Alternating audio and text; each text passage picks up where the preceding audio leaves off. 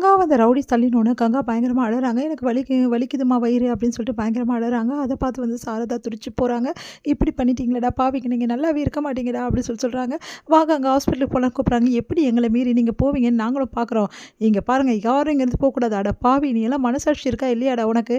ஒரு பொண்ணு இப்படி துடிக்கிற அப்போ கூட வந்து இப்படி பண்ணுறியடானோன்னே, ஆமாம் நாங்கள் அப்படி தான் பண்ணுவோம். நீங்கள்லாம் யாரும் இங்கேருந்து போக முடியாது. நான் அந்த கேஸை வாபஸ் வாங்குற வரைக்கும் உங்களை யாருமே விடமாட்டோம் அப்படின்னு சொல்லிட்டு பேசிகிட்டு இருக்காங்க. கரெக்டாக வந்து பின்னாடி இருந்து ஒரே ஒரு உதவிடுறாரு நம்ம வந்து விஜய்.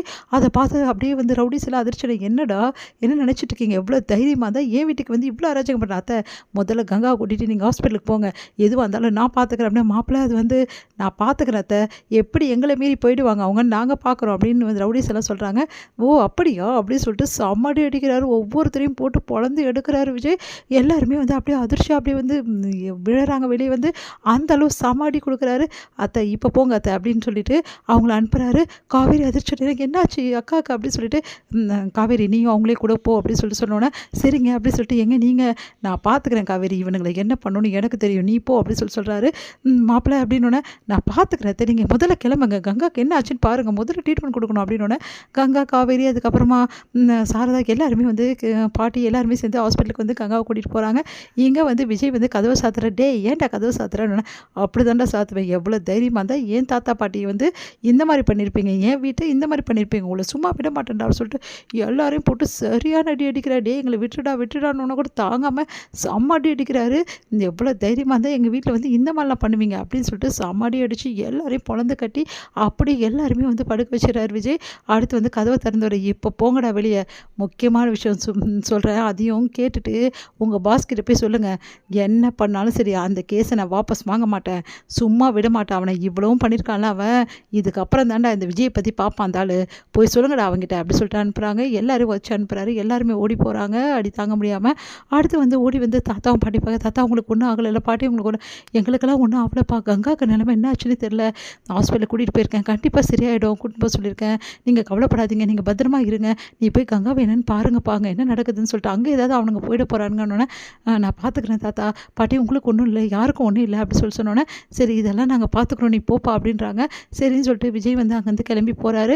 நீங்கள் ஹாஸ்பிட்டலுக்கு போயிட்டு கங்காவை சேர்த்துருக்காங்க, என்னாச்சு அத்தை அப்படின்னு அவங்க வந்து அத்தை வந்து சாரதா வந்து பயங்கரமாக கதறிக்கிற அழறாங்க.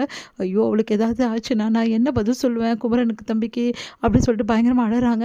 இங்கே வந்து காவேரி ஒரு பக்கம் அழுதுட்டுருக்காங்க. இதை பார்த்து விஜய் அதிர்ச்சி அடைகிறாரு.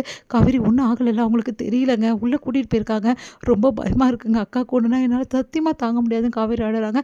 காவேரி அழாத காவேரி அப்படி சொல்லிட்டு அவங்களுக்கு வந்து ஹக் பண்ணி ஆறுதல் சொல்கிறாரு விஜய். நீ கவலைப்படாத காவேரி, கண்டிப்பாக கடவுள் நம்மளை காப்பாற்றுவார், கைவிட மாட்டார், அந்த அம்மன் தான் என் பிள்ளையை காப்பாற்றணும், இப்படி நடந்துடுச்சேன்னு சொல்லிட்டு அழுதுட்டுருக்காங்க.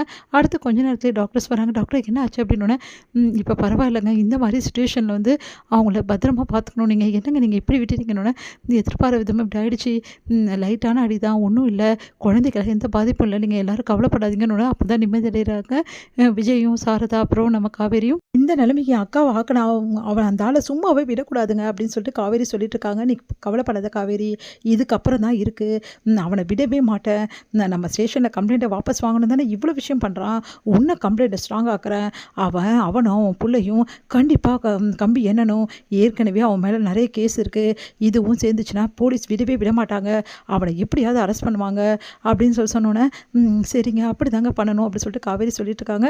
எங்கே வந்து கங்கா வந்து எல்லோரும் பார்க்கலாம் அப்படின்னு சொன்னோம். கங்கா போயிட்டு விஜய் காவேரி அதுக்கப்புறம் எல்லாருமே போய் பார்க்குறாங்க.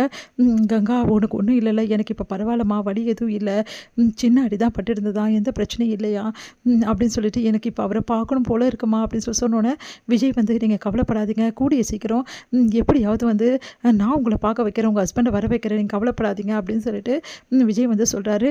நிஜமாகவே அவர் வந்துடுவாரா விஜயனோட, கண்டிப்பாக வந்துடுவாருன்னு சொல்கிறாரு. இங்கே வந்து நிவீனும் அதுக்கப்புறம் யமுனா 2 பேரும் ஓடி வராங்க. என்னாச்சு அப்படின்னு சொல்லிட்டு, என்னாச்சுக்கா உனக்கு ஒன்றும் பிரச்சனை இல்லைன்னு யமுனா கதறி அழறாங்க. எல்லாருமே வந்து கங்கா வச்சு பேசிகிட்டு இருக்காங்க. இங்கே வந்து குமரனை பற்றி விஜய் வந்து நிவீன் கிட்ட வந்து பேசணும் அப்படின்னு சொல்லிட்டு தனியாக கூட்டிகிட்டு போகிறாரு.